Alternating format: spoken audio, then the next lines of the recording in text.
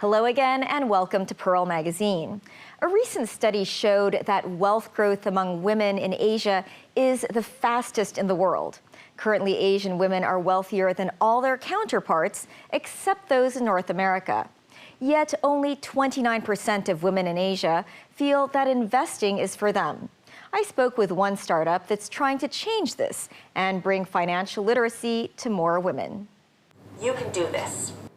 Back in 2015, Christine Yu quit her job in banking when she noticed how few female angel investors there were. She went on to launch an NGO to support women in investing. From there, she has continued to champion women in the investment space and recently launched a financial literacy program aimed at women. A UBS study shows that 80% of women lead short-term financial planning for their families. So anywhere from budgeting and saving, right? Women are great at that. But just 23% of women actually do long-term financial planning for their families. So that's investing, insurance. Realistically speaking, when you look at the numbers as well, women keep most of their wealth in cash. The percentage is about 71% of women's wealth is kept in cash, and it's a much lower number for men. Really, women just aren't engaging in financial services at the same way that men are. She says societies across all cultures have typically focused on men as the ones to handle investing. And this, plus the gender pay gap, contribute to a gender investing gap. By the time, however, they're in their 30s, women under-earn men by 11%. And by the time women are in their 60s, they under-earn men by 50%. Those are years where women are, having children, where women are taking on the unpaid labor of caregiving at home. According to a recent study by Fidelity International, women in Asia Pacific expect to retire at age 63 and anticipate a retirement life of around 22 years. However, almost half of women think their total retirement savings will last less than 20 years, and another 20% have no idea how long their retirement savings might last. 68% of women consider cash savings, term deposits, and foreign currencies as top financial products they invest in during retirement. Equities and alternatives have been traditionally product areas where women have not tended to be as actively investing in. It's about how do you explain it in laywoman's terms.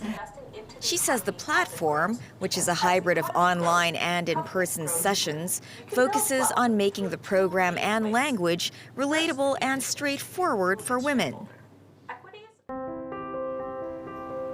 Jennifer Sosna McGrath is the general manager for a children's therapy center. She took part in the financial literacy course earlier this year. It was great. It was very simple.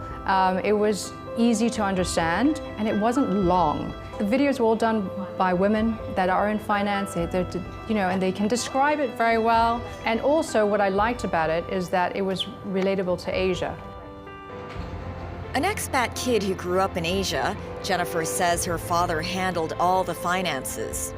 My dad was in charge of doing all the finances. As much as my mom wanted to do it, my dad was just very good at saving. Jennifer says it wasn't until she was living in Egypt with her partner in her late 20s that she finally started budgeting. We keep, not saving. That's when I started writing down all the numbers.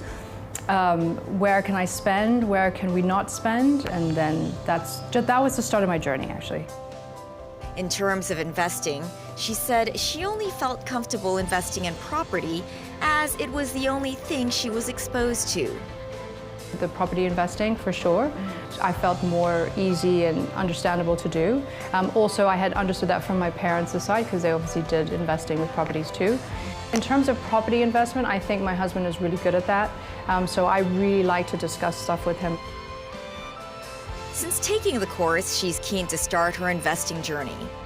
I'm still learning, but I'm definitely interested to do the ETFs. It's a more simple version. So I need to open the account, which I already know which one to do. She's also been looking at investing for her 6-year-old daughter.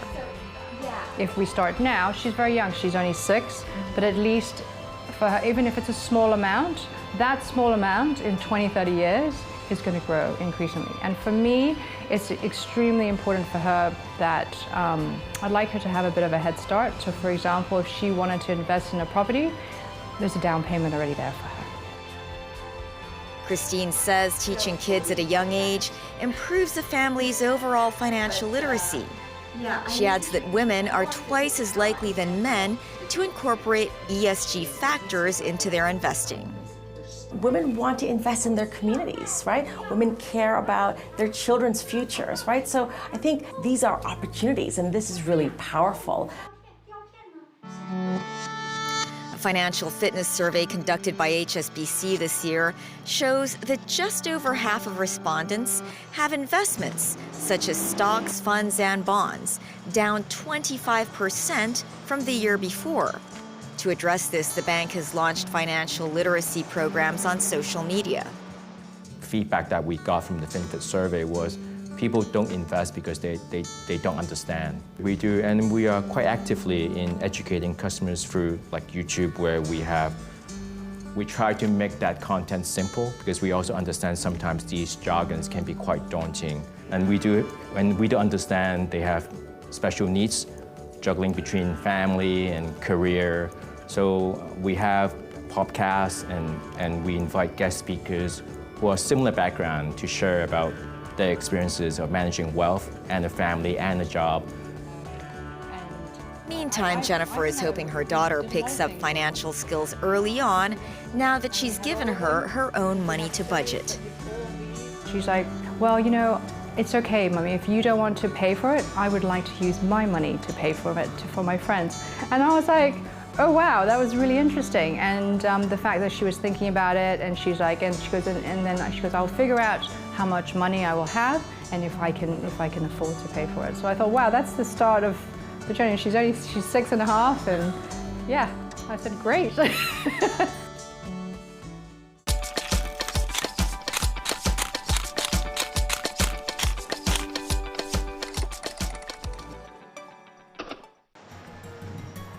According to a study by Fidelity International, women in the region are less positive about their retirement finances than men.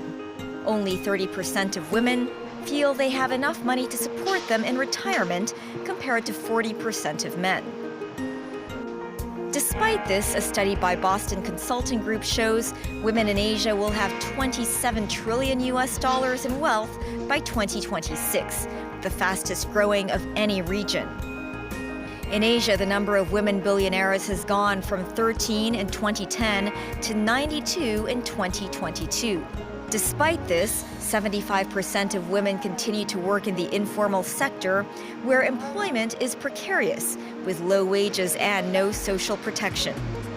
Only 36% of women feel confident about their financial situation, which is significantly less compared to men. Women in the region are willing to learn more about investing, with 37% believing better education on investments and finances, better education on budgeting, and more access to financial advice or guidance can help them achieve financial independence and their long-term financial goals. 96% of our learners are actually inspired to learn more. And we are seeing so much recurring interest from the institutions that we have worked with thus far. 70% of our respondents trusted learning about finance from a third-party financial education platform, not engaged in selling products or services.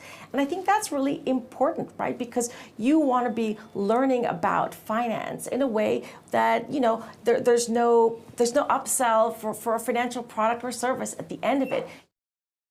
When we come back, a visit with those in the French community in Hong Kong. Stay with us.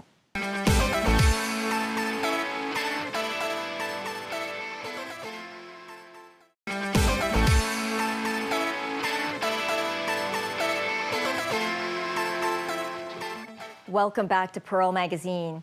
It's the 30th anniversary of the French May Arts Festival. The French have lived in the city for almost 200 years. Zella Chin reports that about 9,000 reside here now, making them the 13th largest community of foreign nationals.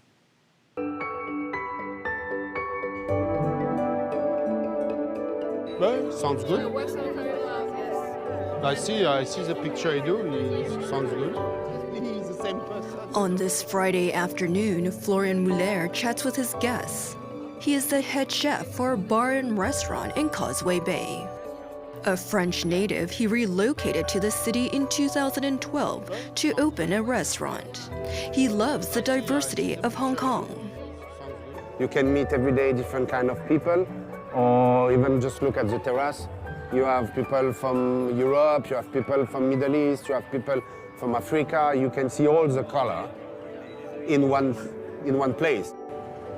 In the beginning, he was overwhelmed by the crowds.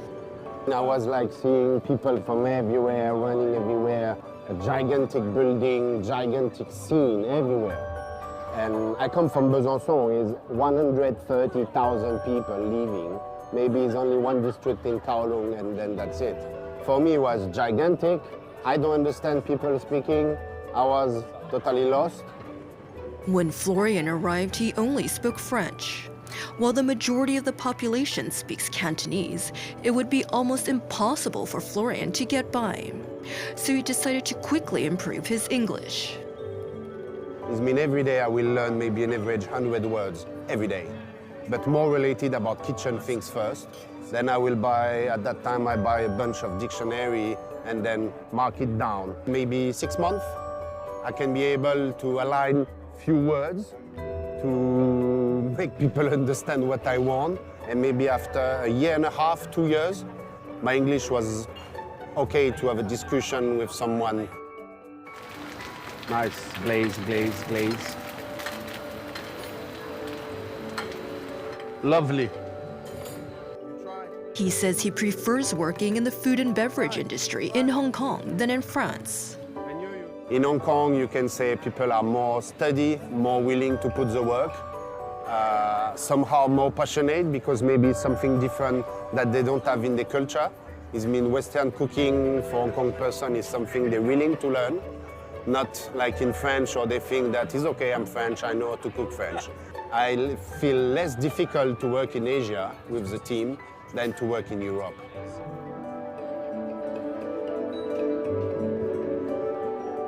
Florian, this looks delicious. What is it? Yeah, this is a yellow chicken from France served with morel mushroom. That is the full season now. And on the bottom you have a Savoy cabbage compote served with chips of Savoy cabbage, accompanied with a yellow wine chicken cream sauce, yellow wine from my region in Jura. So where did you get the recipe for this dish? This recipe is come from Jacques Barnachon. The person, he was my mentor, and the person who I opened La Saison by Jacques Barnachon in Hong Kong. That is also the reason why I come to Hong Kong with this person. All right, let's try it. It's delicious. Florian managed a restaurant for Chef Barnachon and then led the food and beverage division for a hotel chain. But during the COVID-19 pandemic, Florian almost left the city for good. Pandemic, it was huge tough for me. I need to quit my job. I was thinking to leave Hong Kong, honestly, because it was for me too much to stay far away, quarantine, cannot see my family and things. But by chance, I meet the right person at the right time, and I'm here, and I feel very confident about the future. For Hong Kong, for myself, for everybody around, my team. We have our office here. The Consul General of France in Hong Kong said the French community decreased by 25% during the pandemic, but many French businesses have remained. We have something like 800 companies doing business between France and Hong Kong, and 400 of them have offices here. It's interesting to know that among the foreign companies, so our French companies are the fourth largest foreign employer here. They employ something like 25,000 people in Hong Kong. She says the French arrived in Hong Kong in the 1840s and made significant contributions to the city. So Father de Lavey, this French botanist who actually was the first one to identify the Bauhinia flower, which is now the symbol of Hong Kong. He went hiking on Mount Davis and he discovered it. I'm sure at the time you didn't realize this would be the symbol of Hong Kong. Exactly, yeah, exactly. So it's. But he's added to our history. Yes, so quite fantastic as a contribution to Hong Kong today. Marie Florence is a writer, and her husband is a photographer. They visited Hong Kong over Christmas in 2013. We wanted to have something a little bit, a dynamic changing in our lives to re-inspire a little bit what we were doing, because we're both artists at the basis. It's interesting to feel what you're doing by new things. And then we arrived in Hong Kong, and then after 2 weeks here, I applied for a visa because we were so seduced that we decided to try to settle. Hong Kong is a very dynamic city. It's very vibrant. They opened an art gallery on Hollywood Road specializing in photography. When we arrived in Hong Kong and when we visited Hong Kong, we wanted to visit the photo galleries, and we realized there were only 2 or 3 of them. And so we thought there is something to do because photography market is exploding, and Hong Kong is a cultural hub, and one day it will explode here too. The French artist, Floriane de Lassay. She educates customers on buying and collecting photographs. If you have a very limited edition, less than 30, it is an art piece. But if you have 500, it's no more an art piece. It's a product. So it's something which has to be understood. And Marie has had to learn the cultural differences between Asians and Europeans. Marie, this is a beautiful photograph here. How would a European look at this differently from an Asian person? Well, actually, this is from French photographer Floriane de Lassay, and it's very, well, she pictures herself, and it's very traditional. I mean, nude is very traditional. And when we arrived in Hong Kong, we decided to do a nude exhibition. And we had a full-size man nude, which seemed to me very aesthetic and very artistic. And people think about that. And that was interesting because we realized that some Asian visitors where some ladies were embarrassed and some men, 1 or 2 men told us, oh, this is pornography. We thought that there was probably something cultural about men's nude. In Asia? Well, in here at that time. Olivier Novak is the principal flute player with the Hong Kong Philharmonic Orchestra. He relocated to Hong Kong after a life-changing visit to mainland China in 2007 with his sister. We were both more or less single and free. That summer we decided to buy a ticket for Chengdu. 3 weeks making a big backpackers trip in China. Chengdu, Guilin, Kunming, mostly the western part of China with beautiful landscape, beautiful nature, and I really loved it. So when I came back to Paris, I thought, okay, I will do what is possible for coming back in more than just a trip, but why not living in Asia? So. He found a job in the SAR and moved in 2008. That's your Cantonese. Siu siu. I can't really. Just, I mean, if I want some siu mai, I would say Sam chun siu mai. If I want a lai tsa, I say Yat bui lai tsa. To the whomever is talking to me, I can go in any tatanteng. It's okay. I can't say this kind of thing, but my Cantonese stops there, unfortunately. While his Cantonese skills are limited, he met his Hong Kong wife through the orchestra. She joined the orchestra a few years after me, something like 9 years ago. She plays the clarinet. So you see there's the flute, the rank with the flute, and then just behind the clarinet, I have my wife just behind my back when we play in the orchestra.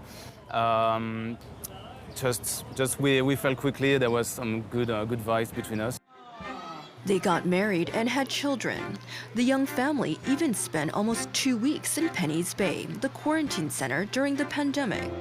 To make it the least traumatizing for the three of us, because we decided to take our son with us at that moment. And so before going to Penny's Bay, we collected all our Christmas lights. That was October, so the festive period approaching, creating a more festive atmosphere inside. Our kid, who was starting K1 at that moment, was super happy to not have to go to school. So it was an angel. It was really easy to take care of. Olivier has made Hong Kong his home for 15 years. He has no plans to leave anytime soon. I still enjoy it. The orchestra is just getting better and better. That's my impression. So there's no reason for leaving such a beautiful ensemble. And I mean, now with 2 kids who are both French and Hongkongese, feels just right for them. Probably they should understand what is Hong Kong.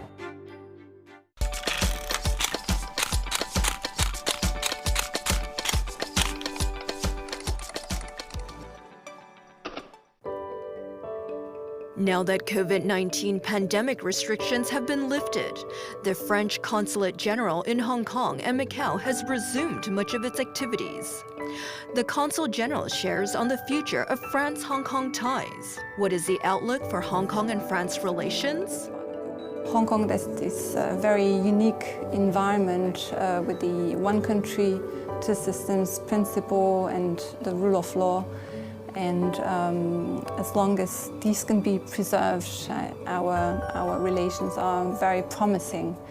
On the business side, there's a lot to do with regards to exports, two-way investment. France has been the first destination for foreign investment in Europe for the past 3 years. That's our show for this week. Join us on Pearl Magazine, same time next week. Bye for now.